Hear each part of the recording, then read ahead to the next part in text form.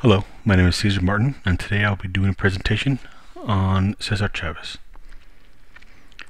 But before we get into that too deeply, I will give you a little more information about myself. My future goal is to graduate at least 2 more times in my life, and hopefully both of those times will be from Highlands University. I guess interesting and unique fact about myself is I have built or helped build 2 homes from the ground up. The most recent one was the house of my mother and father. We built it about 8 years ago or so. Made out of primarily out of adobe brick.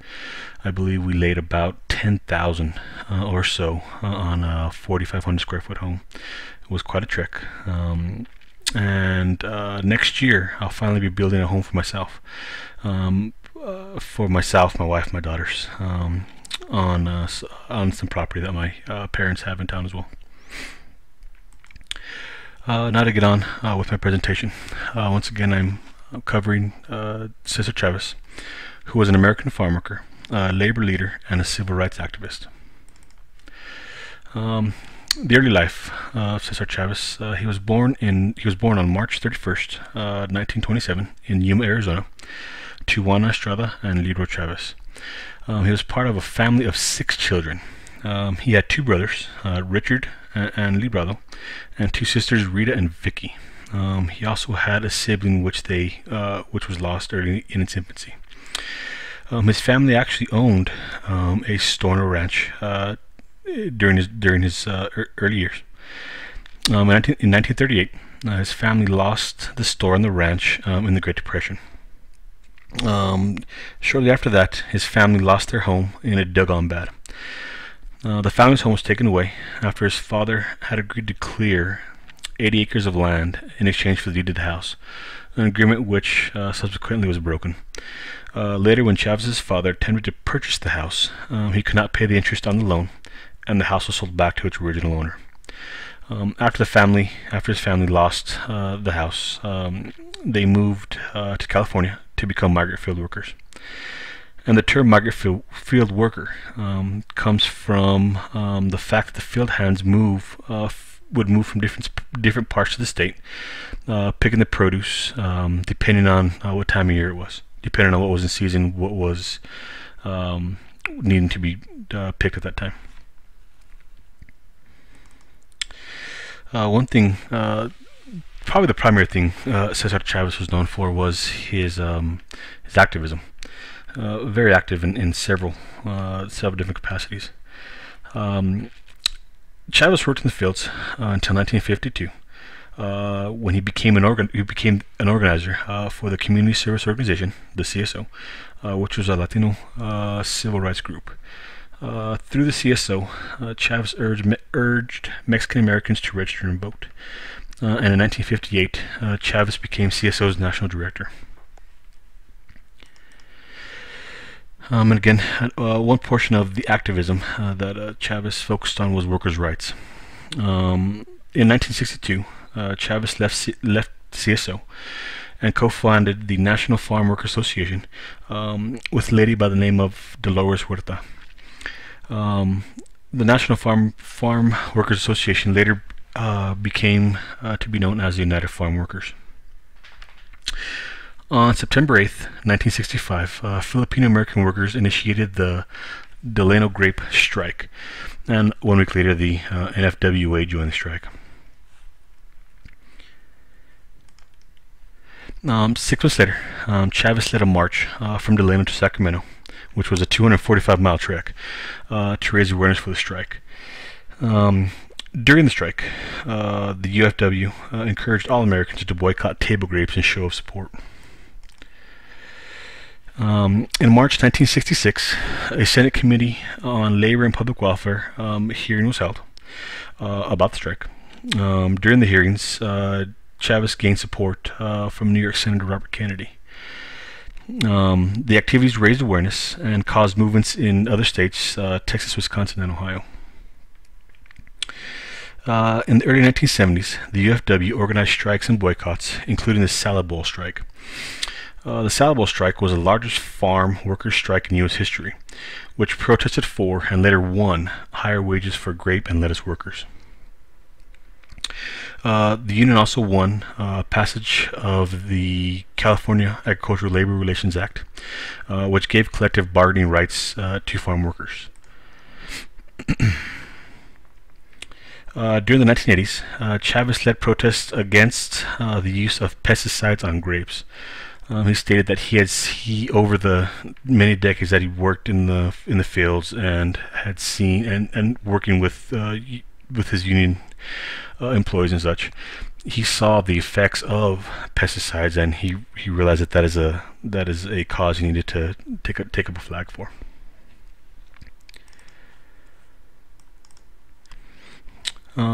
Another cause that Chavez worked for, or actually kind of against, which kind of caught me off guard when I was reading, when I was doing some more research past what the book was saying, was immigration.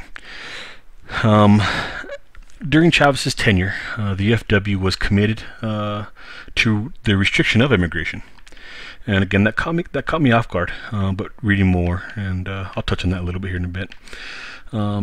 Chavez and, of course, the co-founder of the UFW, Dolores Huerta, opposed a program called the Bracero Program, which ensured a constant supply of cheap immigration labor for growers.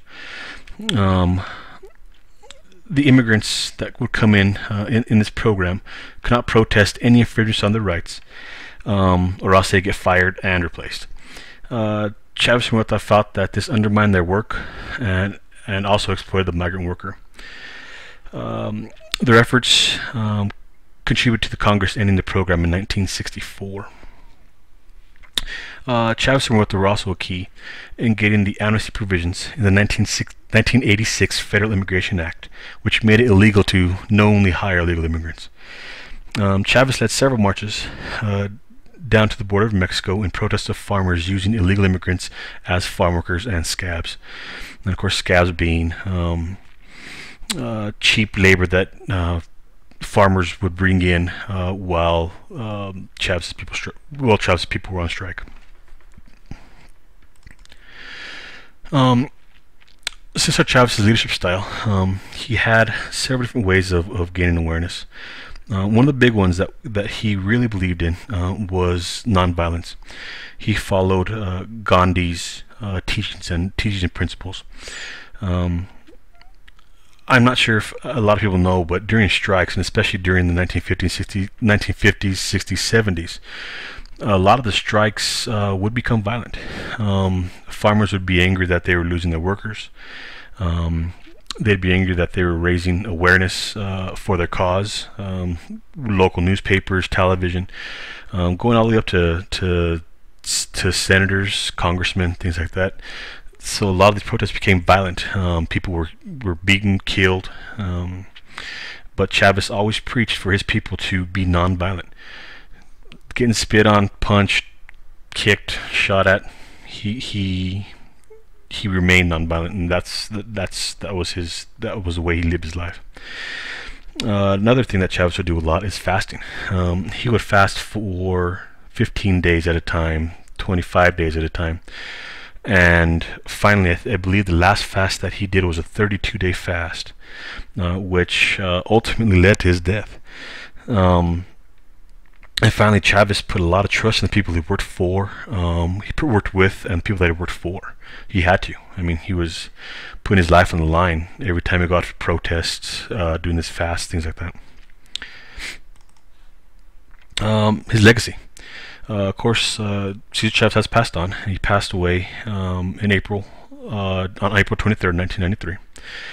He's buried at the National Chavez Center, which is located on the campus of the United Farm Workers of America. His portrait is hung. He has a portrait hung in the National Portrait Gallery in Washington, D.C. Several primary, secondary, and post-secondary schools are named after him.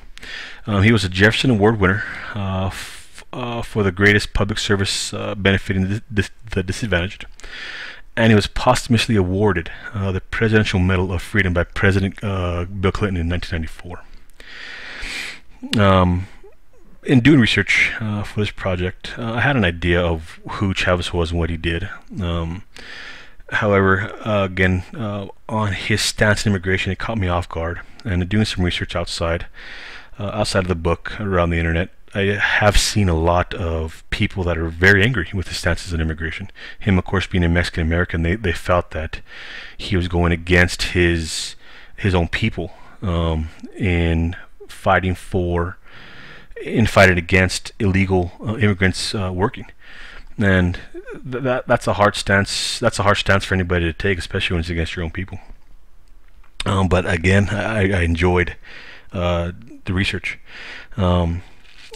Earlier in the semester, Mr. Ortiz mentioned that there's a recent movie on Cesar Chavez, and he mentioned that it was kind of boring and long and hard to watch, and I have to kind of agree. Just a lot of the same thing over and over again. But I actually enjoyed the research 10 times more than I did the movie. So if you have any interest in the man or what he's done, take some time.